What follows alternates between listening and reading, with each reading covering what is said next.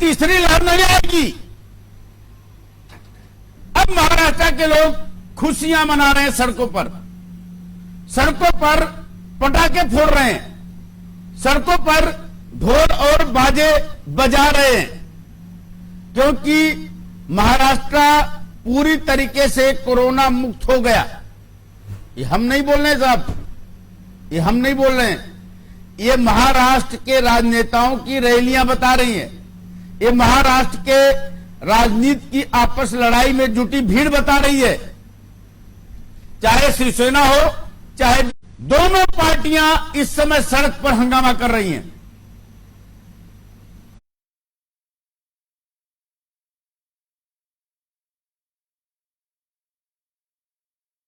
इसीलिए local train में जाने की इजाजत नहीं दे रहे हैं। लोकल ट्रेन में जाने की इजाजत इसलिए नहीं दी जा रही है कि मुख्यमंत्री महोदय, सरकार जो है महाराष्ट्र की, वह मुंबई के, महाराष्ट्र के आम लोगों की जान की चिंता करती है, जान बचा रही है। लेकिन थोड़ा हम भीड़ दिखाएंगे। आज केंद्रीय मंत्री नारायण राणे की गिरफ्तारी हुई। इसके पहले नारायण राणे का जन आशीर्वाद रैली हमने दिखाया था और किस तरीके से भीड़ हो रही थी वहां पर, यह भी हमने आपको दिखाया। हमने यह भी दिखा रहे हैं आपको कि अब शिवसेना सड़क पर उतरी है, बीजेपी सड़क पर उतरी है, दोनों पार्टियों का आंदोलन चल रहा है। लोगों के पास तो मैसेज आ जाएगा कि अब कोरोना मुक्त हो चुका है महाराष्ट्र, क्योंकि मुख्यमंत्री उद्धव ठाकरे कुछ भी आकर बोल नहीं रहे हैं। नारायण राणे के जन आशीर्वाद रैली के समय उन्होंने विरोध प्रदर्शन शुरू किया, रैलियां शुरू की, तो एक बार भी मुख्यमंत्री महोदय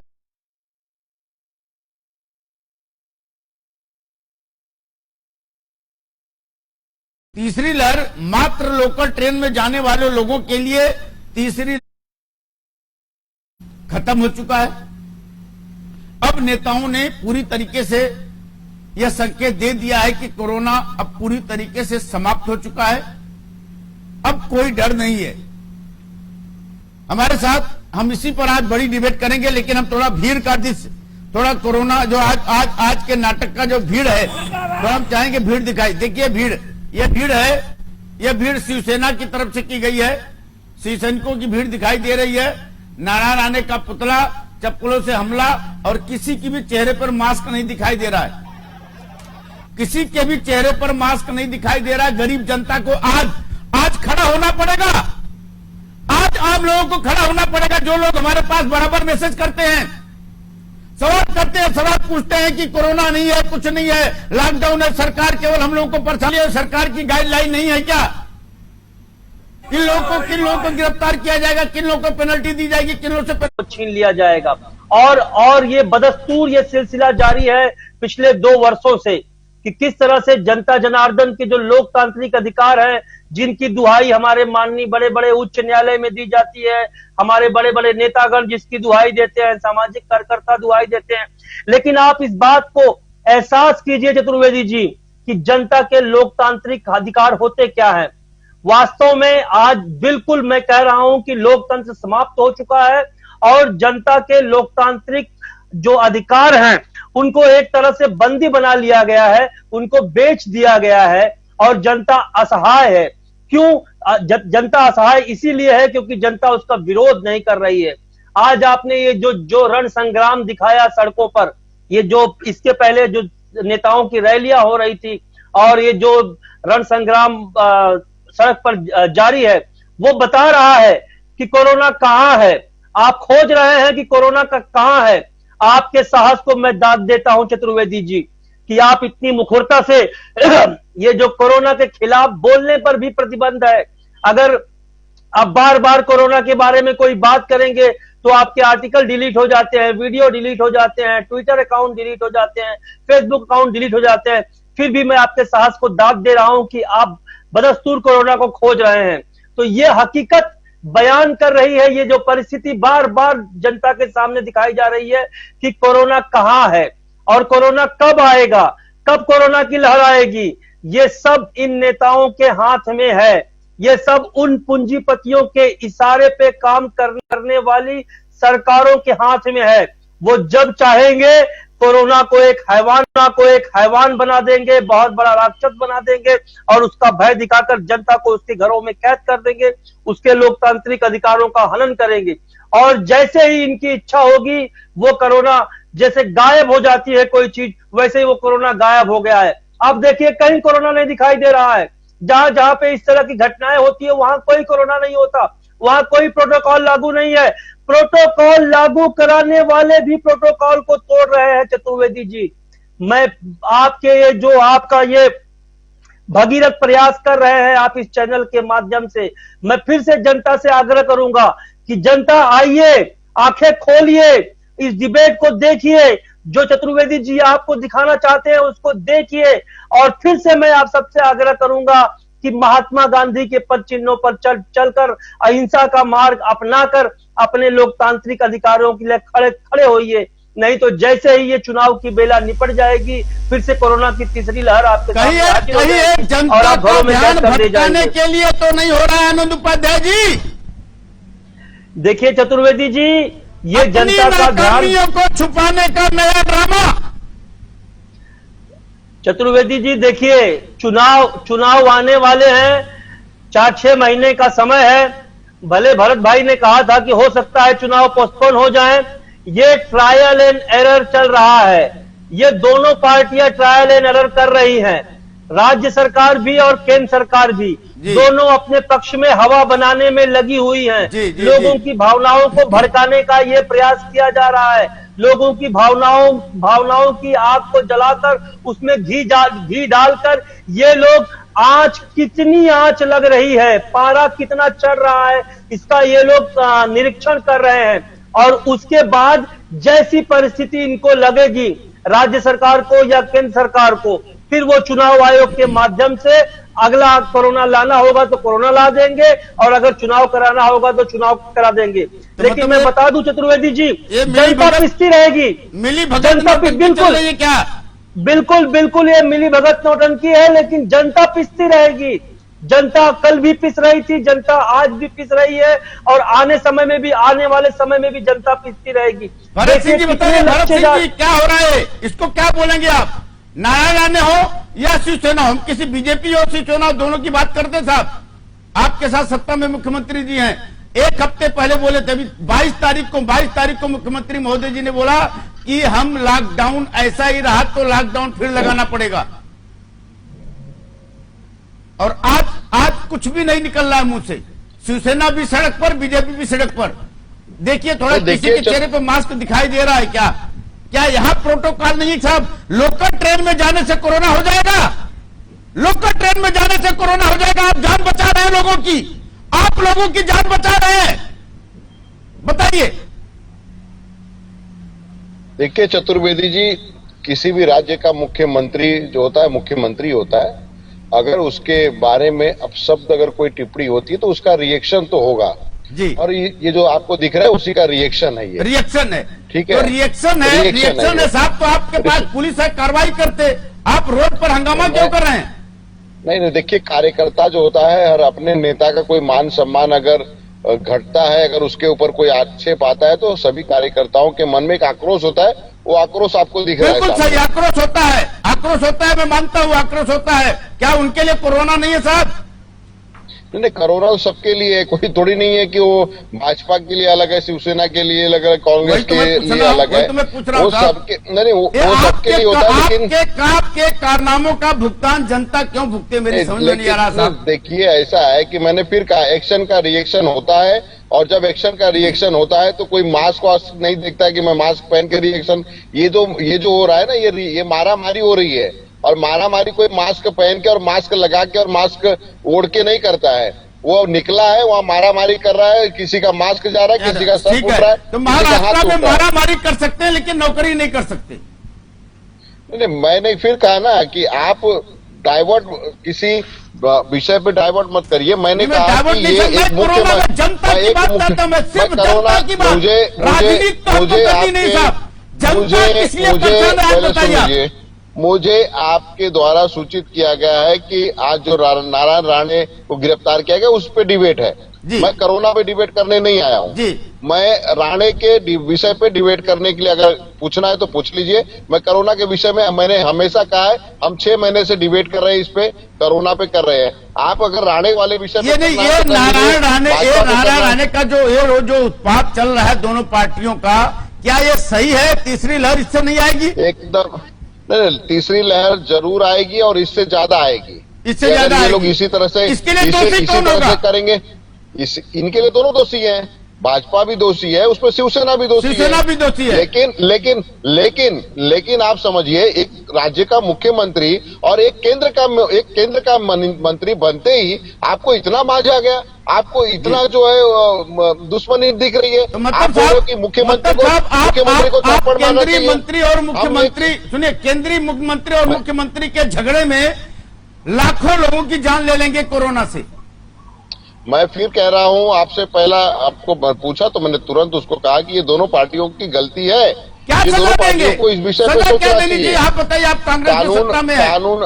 कानूनन देखिए, ये तो शिवसेना के लोग बता सकते हैं, वो आपका विधायक आए हुए हैं, वो बता देंगे। आप सत्ता में नहीं है। की तरफ मैं कांग्रेस सत्ता की बात नहीं है, मैंने कहा 2 पार्टियों का झगड़ा है। ये 2 पार्टियों का झगड़ा है, लेकिन कोरोना का खतरा है। 2 पार्टियों का झगड़ा, लेकिन कोरोना का खतरा है। कोरोना काल में बैठे हुए हैं। भाजपा से पूछ लीजिए, आप भाजपा से वालों से पूछ लीजिए। अंसार बेग जी बताइए, अंसार बेग जी बताइए, अंसार बेग जी बताइए, अंसार बेग जी, अंसार बेग जी का वीडियो का फीड है। तो मैं थोड़ा पहले, सबसे पहले मैं चलूंगा रमेश गायकवाड़ जी के बाद। रमेश गायकवाड़ जी, आपके मंत्री करें तो अच्छा। चलिए अंसार बेग जी आगे सामने। अंसार बेग जी, बीजेपी ने सबसे पहले छेड़ा जन आंदोलन रैली, जन आशीर्वाद रैली, और अब शिवसेना, दोनों का भीड़ आप देख रहे हैं सड़कों पर। मारपीट, हंगामा, बिना मास्क के, बिना कुछ के मारपीट होता है। तो साहब मुझे कुछ दिखाई नहीं देता, भरत सिंह ने बोल दिया। तो क्या कोरोना मारपीट से नहीं आता? क्या कोरोना मारपीट वाले भीड़ से नहीं आता? क्या कोरोना झगड़ा करने वाले जगह पे नहीं आता? क्या कोरोना खाली नौकरी करने वालों को छोड़ पकड़ता है? कोरोना खाली लोकल ट्रेन में जाने वालों को पकड़ता है? अरे गरीब को कब तक मारेंगे आप लोग? बताइए राजन जी। देखिए, हेलो, न तो नरेंद्र मोदी जी कुछ बोल रहे हैं, न तो मुख्यमंत्री, न तो प्रधानमंत्री, न तो मुख्यमंत्री, किसी की चूत तक नहीं अभी आवाज आ रही।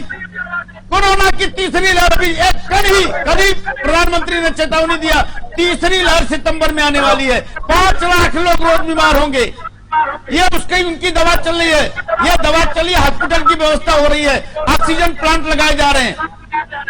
बताइए अंसार बेग जी, कि कब तक गरीब जनता को आप लोग बेवकूफ बनाते रहेंगे ऐसे? बताइए, आज जनता जवाब लेके रहेगी आपसे। पहले तो मेरा सभी को नमस्कार।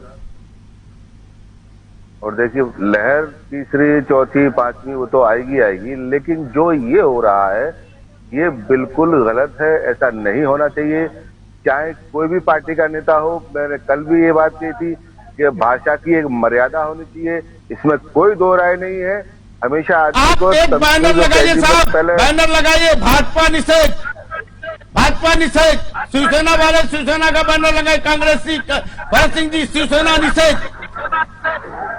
जनता के हित में आप लोग हैं तो मैंने क्या कहा अभी आपसे, मैं जो है सत्य के साथ हूँ। देखिए, यही चीज मैं आपको एक बात याद दिलाना चाहता हूँ कि महाभारत में भी यही हुआ था, सत्य और असत्य की लड़ाई। जहाँ सच्चाई थे वहाँ किशन जी थे, और जहाँ सच होता है वहाँ इंसानियत खड़ी होती है। इंसानियत को कभी किसी आदमी को भी मरना नहीं देना चाहिए। ये आदमी को हमेशा याद रखना चाहिए कि भाषाओं की मर्यादा एक सीमित होती है। इसी के पीछे ही महाभारत में युद्ध हुआ था, सत्य और सही के लिए। तो कोई भी पार्टी हो, मैं पार्टी के बात ये नहीं करेगा, पार्टी है, लेकिन जो हो रहा है ये गलत हो रहा है, ऐसा नहीं होना चाहिए। बड़े नेताओं को सामने आके बोलना चाहिए, ये जो है सही नहीं है, मेरे हिसाब से तो ठीक नहीं है। मैं इतना ही कहूंगा, तीसरी लहर बाद तो इसका अंजाम बहुत भयंकर होगा, और खास तौर से महाराष्ट्र में होगा।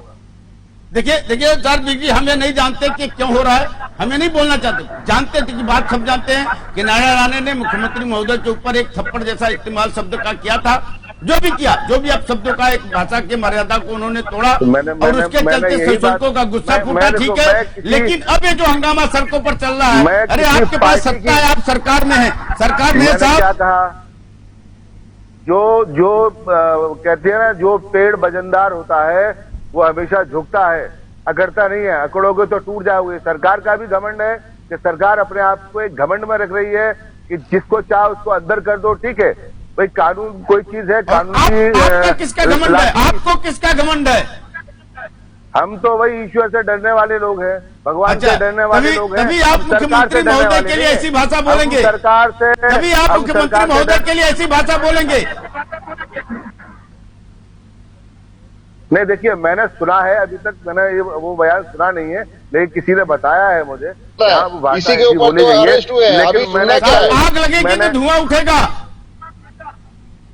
अरे अरेस्ट तो जो है क्या है, आप किसी को भी कर सकते हो, आप किसी को, आप सरकार में हो तो किसी को भी अरेस्ट कर सकते हो। बात सरकार की नहीं है, सरकार की नहीं है, यहाँ लड़ाई नाच की है, या भाजपा या शिवसेना की नहीं है, इनका तो उससे पहले। बोलिए भरत सिंह जी, बोलिए जी, दोनों लोग, आप लोगों नहीं, आप लोग ही बोलने के लिए हकदार हैं। जनता आपके जवाब मांग रही है। इतना हास्यपद है गरीबों को जो आपने कैद करके रखा है, बंद करके रखा है, बंधक बना दिया है। नहीं, मैं ये कह रहा हूँ कि अंसार बेग जी जो कह रहे हैं कितना हास्यपद है, बोलते हैं मुझे पता ही नहीं है। अरे भाई, उनको जो है अरेस्ट कर लिया गया है, उनको अरेस्ट ऐसे कर लिया गया, उन्होंने बोला है पूरे। अच्छा, राणे साहब का, चतुर्वेदी जी, आज राणे साहब का जब मीडिया में उन्होंने सुबह आए और सुबह उन्होंने मीडिया को एक धमकाने जैसा बात कर रहे थे, हम तुम्हारे ऊपर जो है केस कर देंगे, ये तुम लोग इस तरह से नहीं चला सकते हो, तुम लोग इस तरह से नहीं बोल सकते हो, तुम लोग इस तरह से नहीं कर सकते हो। ये सत्ता का माज है, ये सत्ता का उनके ऊपर जो है ना, मंत्री बनते ही है ना, उनको जो है माज आ गई है, और ये माज का नशा, ये सत्ता का नशा जो है, ये राणे साहब को आज जो है जेल के कटघरे तक पहुंचाने तक आ गया है। आज अगर वो चाहते, संयम रखते, देखिए हम कहते हैं, राणे साहब कहते हैं, क्यों कहते हैं कि हमारे महाराष्ट्र के एक बड़े नेता है, वो कांग्रेस में भी रह चुके हैं, शिवसेना में भी रह चुके हैं, भाजपा में, लेकिन क्या इस तरह से होता है क्या? रमेश गायकवाड़ जी, सत्ता का गुरूर है, सत्ता का गुरूर है, गरीब जनता मजबूर है, गरीब जनता मजबूर है, सत्ता का गुरूर, गरीब जनता मजबूर, लोकल ट्रेन बंद, नौकरी बंद, धंधा बंद, माल बंद, थिएटर बंद, राजनेताओं का पिक्चर चालू। बताइए। तो भरत सिंह जी जरा सुनिए, सत्ता का माज ये आपके सामने दिख रहा है, जो पुलिस लोगों के ऊपर डंडा बरसा रही है, वो सत्ता का माज है। जो आप देख रहे हो चित्र ना, वो सत्ता का माज है। महाराष्ट्र में जो 3 पक्ष की पार्टी है, उनको माज चढ़ी हुई है। एक केंद्रीय मंत्री को अरेस्ट किया जाता है। ऐसा नहीं है कि कांग्रेस को सुनो, अरे सुनो, मैं जो कह रहा हूँ, तभी सुनो, आप सुनो जरा, सुन लीजिए। जब आप बोल रहे थे, मैं नहीं बोला था, प्लीज थोड़ा सुनिए। जो सत्ता का माज है, मैं थोड़ा ध्यान से सुनो। संजय राठौड़ जो शिवसेना के मंत्री थे, पूजा राठौड़, उसने आत्महत्या की, उसकी ऑडियो क्लिप मीडिया में आई। संजय राठौड़ को ये सरकार अरेस्ट नहीं कर पाई, ये सत्ता का माज है। अनिल देशमुख 100 करोड़ में ईडी की उनकी इंक्वायरी लगी, उनको अरेस्ट नहीं कर पाई, ये सत्ता का माज है। और हमारी एक वंदना भोसले करके छत्रपति शिवाजी महाराज बाबा साहब का जिसने अपमान किया, उसके ऊपर केस दायर नहीं की, उसको अटैक नहीं किया, ये सत्ता का माज है। अभी यहाँ शिवसेना के आमदार है संजय गायकवाड़, जो बुल्डाना से है, उन्होंने 10,000 लोगों को घुसकर दलितों के ऊपर, घर के ऊपर अटैक करने की बात की थी, ये सत्ता का माज है। और दूसरी बात, जो मराठा आरक्षण को विरोध करे थे कानून के दायरे में, एडवोकेट गुणवर्ते सदावर्ते जी, उनको जान से मारने की जो धमकी दी जाती है। गायकवाड़ जी, संजय गायकवाड़ जी के ऊपर आपने, एक मिनट, संजय गायकवाड़ जी के ऊपर आपने उंगली उठाई, दलितों के अपमान के लिए। रमेश गायकवाड़ जी, थोड़ा संजय गायकवाड़ जी बुल्ढाना से जुड़े हुए हैं, संजय गायकवाड़ जी बताइए। संजय गायकवाड़ जी, आपके ऊपर रमेश गायकवाड़ जी ने आरोप लगाया दलितों का मान भंग करने के लिए, और आज शिवसेना का गुरूर दिख रहा है, बीजेपी का गुरूर दिख रहा है। मार कर रहे हैं राजनेता, अब परेशान होगी जनता। कहां से जनता के हित में कितना काम कर रहे हैं आप लोग बताइए थोड़ा।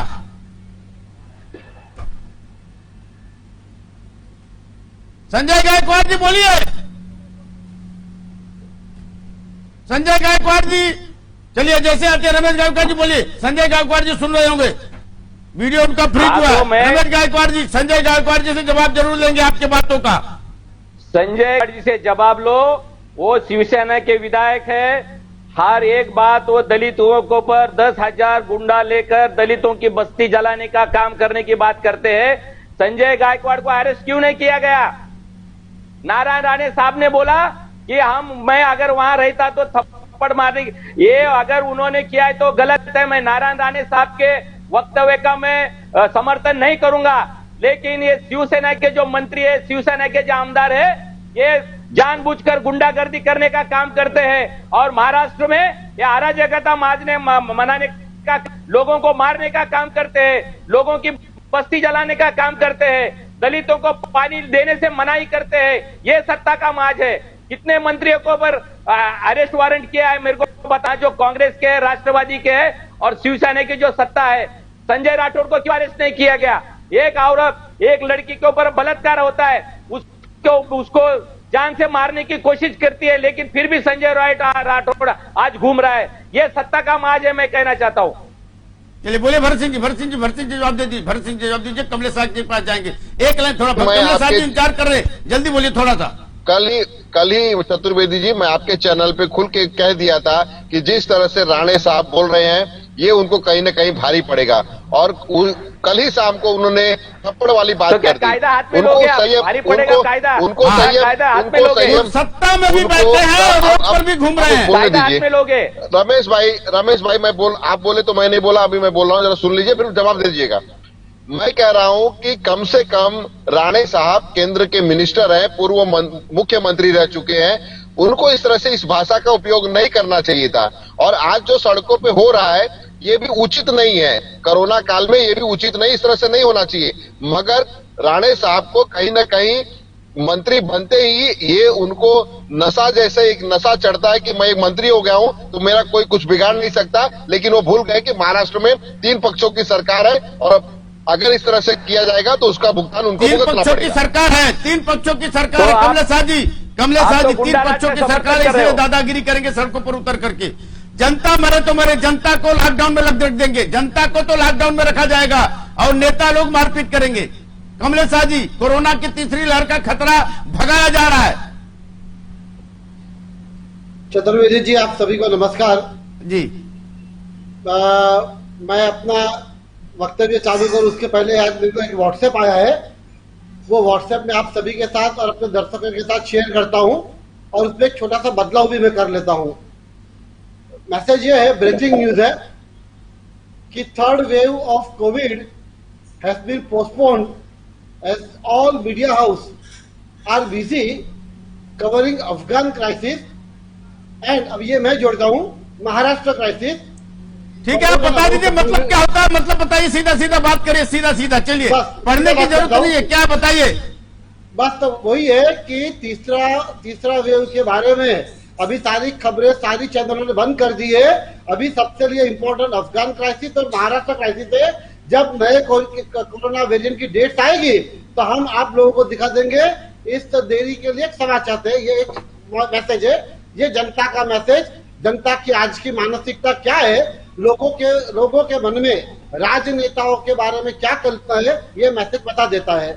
और आज आपने जो बात रखा ना, इसके चतुर्वेदी जी, मुझे अपने आप में बहुत बहुत दुख इसलिए फील कर रहा हूं क्योंकि आप इतने दिन से जिस चीज के लिए लड़ाई लड़ रहे हो ना, कि आज गरीब आदमी के लिए सारे नियम, सारे कानून, एक गरीब आदमी गलती से मास्क थोड़ा नाक से नीचे रहा तो फाइन, एक गरीब आदमी अपनी नौकरी के लिए ट्रेन में चढ़ गया तो उसको फाइन, एक आदमी कोरोना के क्राइसिस के टाइम में सेक्शन 144 लगा था तब आदमी नीचे उतरता है कुछ अपनी जीवन जरूरी सामान ढूंढने के लिए तो उसको बिना वजह घूमने के लिए ऊपर केस हुए, ऐसे भी लोग हैं। और आज खुलेआम सड़क पर, मैं किसी राजनेताओं का, राजनीतिक पार्टी का नाम नहीं लेता, लेकिन आज शिवसेना और भाजपा दोनों के लोग जिस तरह से सड़क पर उतरे हैं, तो मैं खुलकर ये कहता हूं कि ये महाराष्ट्र सरकार को आने वाले तीसरे वेव में लोगों को घर से बाहर नहीं निकलना चाहिए बोलने का कोई अधिकार नहीं होगा। फिर पहले सबसे पहले अपने कार्यकर्ताओं को कहे, अपने नेताओं को कहे, फिर जनता से कहे। और जनता तो बेचारी अब इस तरह से परेशान हो चुकी है कि मुझे डर है कि वो कोरोना से मरेगी या इस प्रकार के निर्बंधों से मरेगी। मुझे इस बात का बहुत दुख हुआ है और मैं अपने आप को बहुत बहुत शर्मिंदा फील कर रहा हूं कि आज हमारे देश में, हमारे राज्य में किस प्रकार की स्थिति है। दुनिया को डरा रहे हैं कोरोना से। आज 2 दिन पहले, 3 दिन पहले ही कह रहे हैं कि हमने तीसरे वेव के लिए ऑक्सीजन की तैयारी कर ली है, बेडों की तैयारी कर ली है और कड़क निर्बंध आएंगे। और 2 दिन के बाद महाराष्ट्र के अनेक ठिकाने में रोड का चित्र आप देख लीजिए। हम बहुत परेशान है, जनता बहुत दुखी है। और आपने सही कहा, वक्त आने दीजिए चुनाव का वक्त आने दीजिए, जनता उसका मुंह तोड़ जवाब देगी। आनंद उपाध्याय जी बोलिए। आनंद उपाध्याय जी थोड़ा आइए। आनंद उपाध्याय जी, चतुर्वेदी जी, गरीबों का कोई हक है कि नहीं बताइए, बस आज की मुझे बात बताइए। गरीब जनता, भारत में रहने वाली जनता को क्या अधिकार है? क्या अधिकार है? चतुर्वेदी जी, क्या वे आजाद है? हमने 15 अगस्त में आजादी 15 अगस्त के दिन प्रधानमंत्री नरेंद्र मोदी जी का स्पीच सुना लाल किले से। स्पीच सुना मैंने मुख्यमंत्री उद्धव ठाकरे जी का, सारे मंत्री लोग, सारे तिरंगा, हमने 75वीं आजादी का दिवस मनाया। आजाद हैं हम? बताइए थोड़ा। चतुर्वेदी जी, जनता के अधिकारों की आप जो बात कर रहे हैं, गरीब जनता के अधिकारों की, तो गरीब जनता का कोई अधिकार नहीं है। और उस अधिकार के न होने का कारण सबसे बड़ा है कि आज की जो हमारी जनता है वो गुमराह हो चुकी है इन नेताओं के द्वारा। और अपने देता हूं, राधिका यादव का मैसेज है, अगर अपनी रिएक्शन जनता भी दिखाए, जैसे भरत सिंह जी बोले थे रिएक्शन है, अगर अपनी जनता रिएक्शन दिखाएगी तो अभी तक तो कांग्रेस 3 राज्य में है, फिर क्या होगा पता नहीं। भाजपा के, शिवसेना के चक्कर में जनता को भूखे मारा जा रहा है। यह रोड पर हंगामा और नाटक उन लोगों का हो रहा है जिनका पेट और घर नोटों से भरा हुआ है। एक गुस्सा। चतुर्वेदी जी, ये देखिए, ये मानी हुई लिखी हुई बात है, शास्त्रों में भी लिखा है, कानून के किताब में लिखा है कि आप अपने अधिकारों पर सो नहीं सकते। कर्मण्येवाधिकारस्ते, आपको कर्म करना पड़ेगा। आज विडंबना ये है कि जनता अपने आप को एक तरह से जनता ने पंगु बना लिया है। और जिस तरह के ये तुगलकी फरमान ये हमारे नेता लोग जारी कर रहे हैं, उसको क्या समझ रही जनता, मैं समझ नहीं पा रहा हूं। क्या उसको वेद वाक्य समझ रही है, ब्रह्म वाक्य समझ रही है, या उसको बाबा साहेब का संविधान समझ रही है? मुझे समझ में नहीं आ रहा है। हमारे सामने बाबा साहेब ने, महात्मा गांधी ने, हमारे जो क्रांति के पुरोधा थे, उन लोगों ने बार बार यह आदर्श प्रस्तुत किया कि आपको आपके अधिकार के प्रति जागरूक होना पड़ेगा, आपको आपके अधिकार के लिए लड़ना पड़ेगा। तो जनता जब तक अपने अधिकारों के प्रति जागरूक नहीं होगी तो ये नेतागण इसी तरह से छल प्रपंच रखकर उनको उनके अधिकारों से वंचित रखते रहेंगे।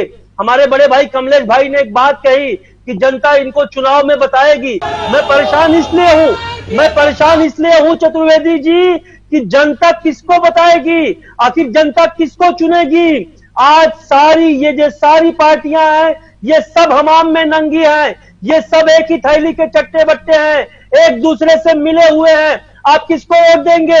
ये महाराष्ट्र में बैठने वाली शिवसेना, कांग्रेस, राष्ट्रवादी कांग्रेस को वोट देंगे, या केंद्र में बैठी हुई भाजपा और उसके सहयोगी दलों को वोट दे रहे? आप किसको वोट देंगे? ये सारे लोग एक ही थैली के चट्टे बट्टे हैं।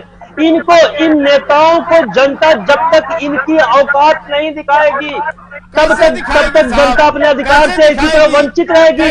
और अगर जनता जागरूक नहीं हुई, बनी है जनता तो मोहरा है और जनता ऐसे ही पिसती रहेगी, क्योंकि जनता के वही कह रहा हूं चतुर्वेदी जी, हिम्मत नहीं है। अब ये वक्त है जागने का, और अपने अधिकार मांगने का। मैसेज करे, मैं उनकी दाद देता हूँ हिम्मत जुटाने की। हिम्मत जुटा करके वो लोग मैसेज करते हैं साहब, इसलिए करते हैं कि पेट भूखा है, इसलिए आवाज निकलती है। प्रीति चौहान का मैसेज है कि हद हो गई, लोगों की जान बचाने का बहाना बना करके घरों में कैद करके रखा है और जनता लोग रोड पर अपना बलगम निकाल रहे हैं। बिल्कुल, बताइए, बिल्कुल चतुर्वेदी जी, अंसार बेग जी, क्या हो रहा है? मैं ये कहूंगा आनंद भाई, आप भी थोड़ा सा सोच समझ के बोलिए, कल ऐसा ना होगा पुलिस आपके घर पर भी पहुंच जाए। वो तो आप भेजेंगे तो जाएगी ही। हम नहीं, सरकार में नहीं है, हम आनंद भाई को सचेत कर रहे हैं कि ऐसा ना हो आनंद भाई कि आपके घर भी ये पुलिस भेजे, क्योंकि इनकी गुंडागर्दी पहुंच सकती है, अनसीमा है। अच्छा, पहले से ही अंसार बेग जी, जोर जुर्म की टक्कर में संघर्ष हमारा नारा है। मैं नहीं डरता महाराष्ट्र की सरकार से और ना मैं डरता हूं केंद्र की सरकार को। तो आप जिस तरह के तुगलकी कानून बनाकर आप जनता को परेशान करना चाहते हैं, आप परेशान करते रहिए, लेकिन देखिएगा ये जो मुहिम चलाई है चतुर्वेदी जी ने, ये जो काफिला यहाँ से शुरू हुआ है, लोग इसमें जुड़ते जाएंगे। अंसार बेग जी, मैं दावे से कह रहा हूं कि आप भी इसमें जुड़ेंगे, एक दिन जनता की लड़ाई में आपको भी साथ आना पड़ेगा। नहीं तो जनता मेरे हिस्से का बोलना तो मेरे से मत छीनिए, मेरे बोलने का हिस्सा तो मुझसे मत छीनिए आप, मुझे तो बोलने दीजिए, मैंने तो आपको बताया है जी। बोलिए। मेरे हिस्से का तो मुझे बोलने दीजिए। मैसेज है मेरे पास, कल्पना मिश्रा का मैसेज है। भरत सिंह जी जवाब दीजिए कि नेताओं के पास तो पैसा भी है, पावर भी है, भूखे तो मर रहे हैं खाली बेचारी जनता, उनकी चिंता कौन कर रहा है, कौन करेगा बताइए? मेरी बात तो पूरी दीजिए चतुर्वेदी जी। हाँ बोलिए। मेरा ये कहना है कि शिवसेना का ये पहली बार तो ऐसा है नहीं है कि आज जो है राणे साहब की वजह से, इससे पहले भी उनका डंडा और झंडा दोनों चीजें हैं, जब चाहो जिसको ठोक दो, जब चाहो जिसको पीट दो। अब तो उनके साथ पुलिस भी है, तो 2 डंडे हो गए उनके पास। अच्छा, पुलिस का क्या है? पुलिस का डंडा वही रहता है, सरकार बदलती है, पिछवाड़े बदल जाते। तो ये याद रखें। मैसेज बहुत इंपॉर्टेंट है आनंद उपाध्याय जी, मैं आपका कमेंट लेना चाहूंगा। ये है योगेश सिंह ने मैसेज भेजा है कि सारे नेताओं की सुविधाएं बंद कर दीजिए, कोरोना खत्म हो जाएगा। बिल्कुल चतुर्वेदी जी, जिस तरह से ये कोरोना के नाम की धांधली मचाकर नेता जनता को लूट रहे हैं और खुद सारी सुविधाएं उठा रहे हैं, अगर इनको भी अब इनके घरों में कैद कर दिया जाए, अगर ये इनको भी मजबूर कर दिया जाए कि आप घरों में कैद रखिए, आप वीडियो कॉन्फ्रेंसिंग के माध्यम सरकार चलाइए, ये जो तथाकथित छुटभैये नेता घूमते हैं रोड पर समाज सेवा का झूठा ढोंग कर फोटो खिंचाने के लिए, अगर उनको उनके घरों में बंद कर दिया जाए तो चतुर्वेदी जी देखिएगा ये किस तरह से 24 घंटे के अंदर ये अपनी औकात पे आ जाएंगे और कोरोना गायब हो जाएगा। रमेश गायकवाड़ जी उंगली उठा रहे, बोलिए। चतुर्वेदी जी, ये अभी की जो चर्चा है बहुत ही गंभीरता पूर्वक आज हो रही है। महाराष्ट्र में जो आप अभी स्क्रीन पे बता रहे हो, जहां वहां अभी में नारायण राणे साहब के बंगले को आग लगा दी गई है, जू के बंगले में पत्थरबाजी हो रही है। बड़ी खबर, महाराष्ट्र के नारायण राणे के बंगले में आग लगा दिया गया है। अभी आप रमेश गायकवाड़ जी बता रहे हैं, बड़ी खबर है। तो मैं कहना चाहता हूं, अगर ये सत्य का माज नहीं है तो और क्या है? क्या ये सभी संविधान को नहीं मानते, ये कायदा कानून को नहीं मानते हैं? अरे देखो स्क्रीन पे चल रहा है, कनकौली में बंगले को तोड़फोड़ किए जला दिया गया, तोड़फोड़ हुआ है। अगर मैं दूसरी बात में कहना चाहता हूं, सन्माननीय बाला साहब ठाकरे साहब का हम सम्मान करते हैं। जब उनको छगन भुजबल आज उनके मंत्रिमंडल में है, उन्होंने अरेस्ट करने की बात की थी, अरेस्ट किया था छगन भुजबल के साथ में। ये शिवसेना के मंत्री आज मांडी पे नारायण राणे साहब ने जो बात, उसका समर्थन नहीं करेंगे, लेकिन नारायण राणे साहब ने शिवाजी पार्क में जाकर सम्माननीय बाला साहब ठाकरे साहब के पुतले का लिया है, और वो पुतला का आशीर्वाद लेने के बाद में ये शिवसेना वालों ने उसका शुद्धिकरण किया। ये महाराष्ट्र में क्या जातिवाद का राजकारण करना चाहते हैं, या अंधश्रद्धा निर्मूलन का काम करना चाहते हैं? क्या करना चाह रहे हैं इन लोग? ये अराजकता का, ये महाराष्ट्र अंधेरे के ऊपर धकेलना चाहते, ये पुरोगामी महाराष्ट्र को कलंक लगाने का काम ये महाराष्ट्र की सरकार कर रही है। ये महाराष्ट्र में गुंडागर्दी नहीं चलेगी, रमेश गायकवाड़, ये गुंडागर्दी नहीं चलेगी महाराष्ट्र में। सुनिए रमेश गायकवाड़ जी, क्या नरेंद्र मोदी जी अभी 2 दिन पहले बोले थे कि तीसरी लहर का खतरा, उनको नीति आयोग ने सुझाव दिया था कि भारत में 5 लाख मरीज रोज आएंगे डेल्टा प्लस के, ऐसा रिपोर्ट है। तो क्या प्रधानमंत्री नरेंद्र मोदी जी महाराष्ट्र की जनता को कोरोना की तीसरी लहर में ढकेलना चाहते हैं? आप बताइए पहले। नहीं तो फिर नारायण राणे का जन आशीर्वाद रैली, उसमें उतनी बड़ी भीड़ वो क्यों थी? ये महाराष्ट्र सरकार ने भी सोचना चाहिए। महाराष्ट्र सरकार की रैली निकालेंगे आप, सुनो, सोचेगी महाराष्ट्र सरकार। नहीं, महाराष्ट्र सरकार तो भुगतना ही पड़ेगा। महाराष्ट्र सरकार की तो कितनी बड़ी बड़ी रैली होगी, कांग्रेस की नाना पटोले की रैली, संजय राठौड़ की रैली हुई है, बदले की भावना से रैलियां निकाल रहे हैं, बदले की भावना से कोरोना फैला रहे हैं, नहीं, भावना ये से तो महामारी की तीसरी लहर ला रहे हैं, जनता का आशीर्वाद है। भावनाओं से लॉकडाउन लगा रहे हैं। नारायण राणे साहब के जन आशीर्वाद को जनता का समझ रहा है बंबई में और पूरे महाराष्ट्र में। इसके वजह से ये महाराष्ट्र के सरकार में पेट में दुख रहा है, समर्थन मिल रहा है। अगर लोकल ट्रेन खुलवा दीजिए मिल रहा है, नारायण राणे से भी ज्यादा समर्थन आपको मिलेगा रमेश गायकवाड़ जी, अगर लोकल ट्रेन सबके लिए शुरू करवा दीजिए। लोकल ट्रेन तो हम कर रहे हैं, लेकिन ये केंद्र महाराष्ट्र की जो सरकार है वो डोज लेने के बाद ही अंदर जाओ। बीमारी फैलती है। अभी मैं एक उदाहरण आपको देता हूं। आज सुबह 12 बजे हम महानगर पालिका के ऊपर मोर्चा लेकर गए थे। वहां की जो सहायक आयुक्त है अंडे मैडम करके, उन्होंने हमको कहा पुलिस को कि खाली 5 आदमी का शिष्टमंडल मेरे को मिल सकता है। 5 आदमी, हम लोग तो 13 पार्टी के लोग एक होकर गए थे, लेकिन शिष्टमंडल को आने के लिए वो नहीं आने दे रही थी। लेकिन हमने बोला बड़े बड़ी रैलियां हो रही है, लेकिन ये महानगर पालिका के लोग जब अपने पर आता है तो 4 जन 5 जन का शिष्टमंडल लेते हैं। लेकिन मैं ये महाराष्ट्र सरकार को और महानगर पालिका को कहना चाहता हूं, अगर आपको कायदा कानून का राज अगर करना है तो सबके ऊपर पाबंदी लगानी चाहिए। पहला घर से सीखो, फिर दूसरे को ध्यान देना चाहिए। ये महाराष्ट्र सरकार, मान लिया जाए कि महाराष्ट्र में अब कोरोना नहीं है, आप लोग जो ड्रामा कर रहे हैं इसको देख करके जनता क्या बोलेगी? और अब जब चुनाव लेने जाएंगे और लॉकडाउन ऐसे लगा के जाएंगे तो जनता आपको क्या जवाब देगी? अभी बीएमसी का चुनाव आ रहा है, नगर पालिका में शिवसेना की सत्ता है। ऐसा है कि भाई सभी पार्टियां अगर काम करने लगेगी, इसके वजह से ये कोरोना का प्लस आ रहा है, ये आ रहा है, ये कोरोना हो रहा है, इसका वजह से बाकी विपक्ष लोगों को काम करने नहीं देने के लिए ये पाबंदी लाती है। जैसा आनंद जी कहते हैं, ये मोहम्मद तुगलक की सरकार है, सुबह एक बोलती है, शाम को एक बोलती है, दोपहर में एक बोलती है। उद्धव ठाकरे साहब एक बात करते हैं, राजेश टोपे जी एक बात करते हैं, जितेंद्र आव्हाड जी एक बात करते हैं। ना इनमें नियोजन है, ना कोई इनका जो विचार एक हो रहा है, कुछ भी नहीं। ये सरकार जब नींद से उठेगी तब जाग रही है, ये सरकार फेल हुई है। शिवसैनिकों ने भाजपा के नगर सेवक की पिटाई कर दी उल्लासनगर में। उल्लासनगर में बीजेपी नगर सेवक, भाजपा के नगर सेवक थे, उनको शिवसैनिकों ने पीट दिया। नगर सेवक रामचंदानी के मुंह पर कालिक पोती और उनकी बुरी तरह पिटाई कर दी। घटना के बाद इलाके में तनाव फैल चुका है।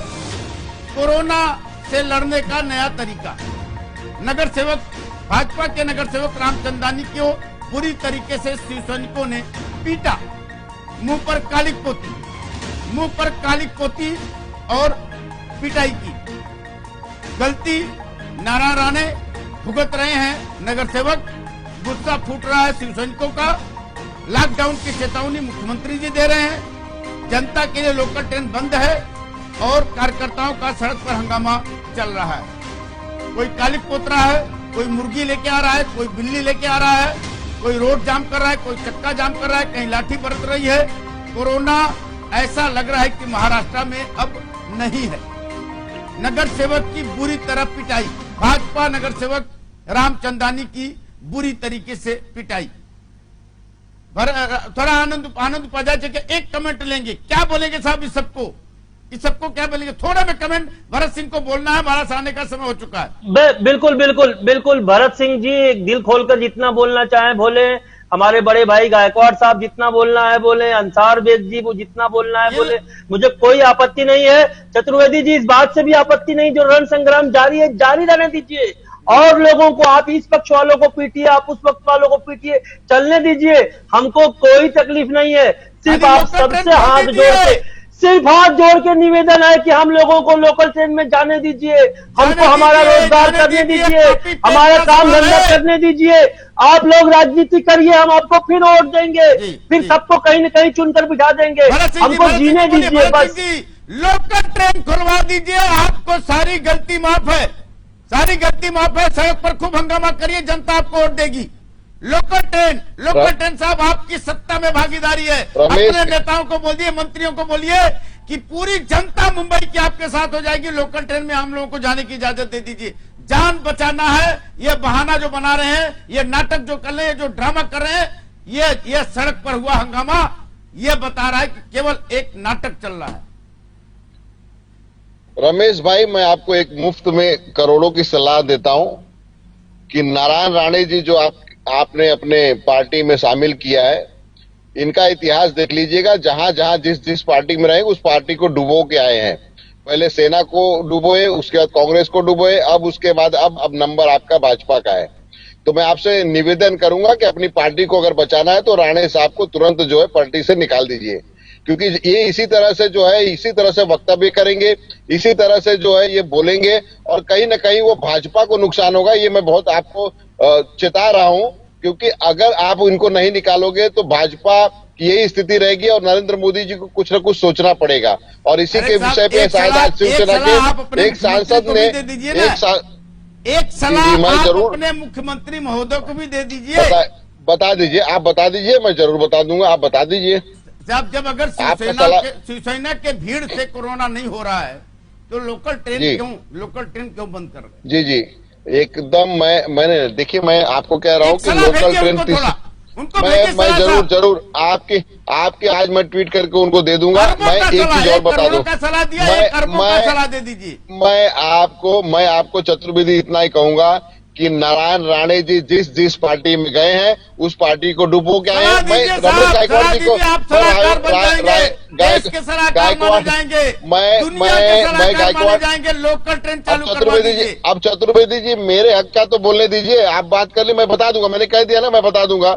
अब आप बीच में बोल के मतलब बोलने नहीं देंगे। अरे मैं जो अभी 5 मिनट अभी रमेश गायकवाड़ जी ने बोला, आपने टोका नहीं।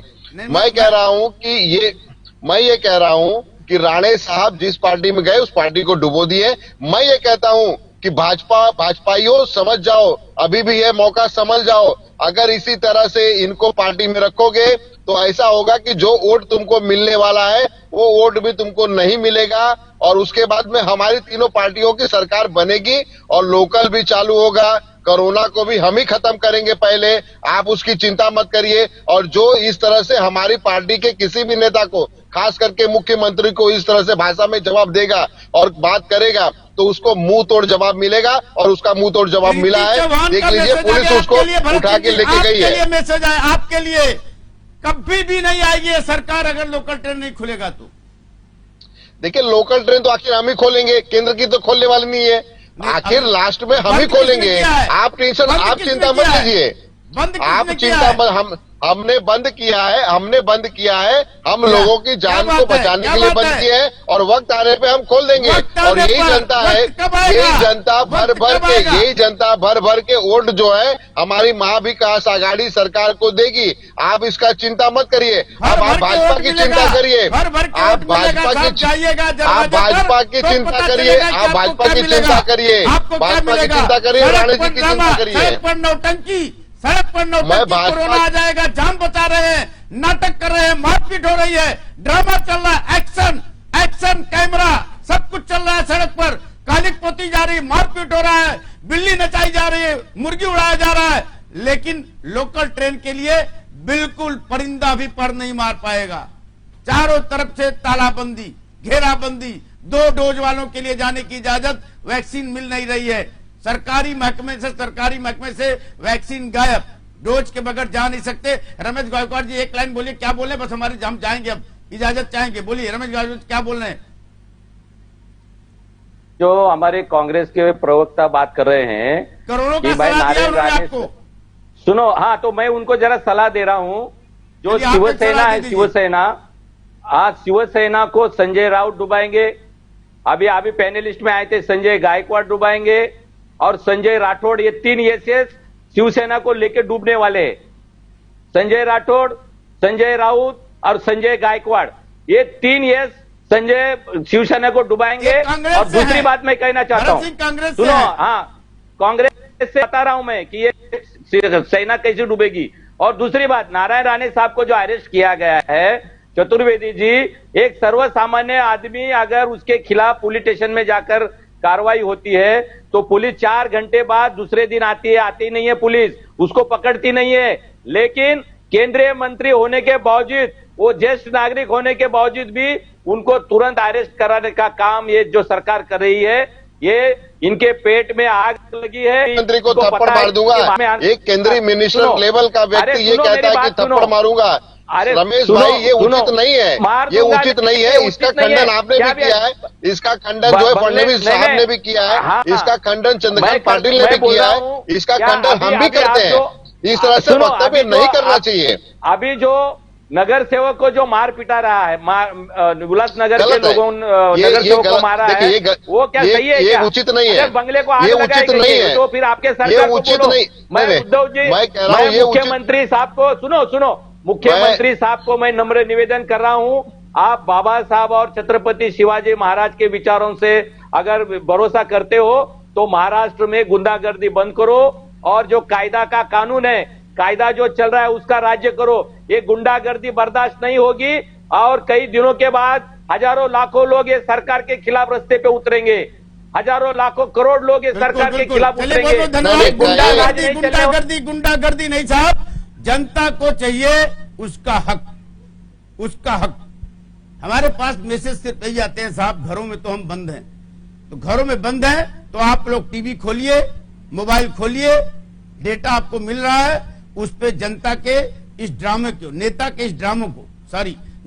इस ड्रामे का भरपूर आनंद लीजिए। खाने की जरूरत नहीं है, भूखे पेट भी रह करके आप ये सब ड्रामा देख सकते हैं। लॉकडाउन अभी हटा नहीं है, कोरोना अभी गया नहीं है, नेताओं का ड्रामा चालू है। अब जनता खुद सोचे क्या करना है। बहुत बहुत धन्यवाद दोस्तों, बहुत बहुत धन्यवाद। मेट्रो मुंबई पर खबरों का सिलसिला लगातार जारी रहेगा, जारी 24 घंटे का है चैनल साहब। मेट्रो मुंबई यूट्यूब पर आप 24 घंटे इसको देख सकते हैं अगर मोबाइल से जुड़े हैं तो, और आप टीवी पे भी देख सकते हैं। वहां से जाके मेट्रो टीवी नेटवर्क का ऐप डाउनलोड कर लें, आपको चैनल दिखाई देगा। मेट्रो मुंबई के इस डिबेट को, आखिरकियों को लाइक करें, शेयर करें, कमेंट करें। आपका कमेंट हम अपने डिबेट में उठाते हैं, सवाल उठाते हैं और उससे हमें बहुत बल मिलता है साहब, हिम्मत आती है, साहस मिलता है। आपकी आवाज उठाने में हमें बहुत ही खुशी महसूस होती है, हम गर्व महसूस करते हैं कि हम जनता की आवाज बनते हैं। जनता की आवाज बनने में हमें बहुत बहुत अच्छा लगता है, आपका आशीर्वाद लगता है, आपका प्यार है, आपका स्नेह है। इसलिए आप अपना मैसेज हमें जरूर भेजते रहिए। आपके मैसेज के जरिए हमारा पैनल खड़ा होता है, डिबेट खड़ा होता है और मुद्दा उठता है। Metro Mumbai YouTube, Facebook, Instagram, Twitter सभी प्लेटफॉर्म पर उपलब्ध है। हर जगह पर इसको जाकर के सब्सक्राइब करें, फॉलो करें, ताकि हमारा नोटिफिकेशन सबसे पहले आपको मिले। तो कल शाम 5 बजे फिर किसी मुद्दे के साथ मुलाकात होगी, तब तक के लिए नमस्कार।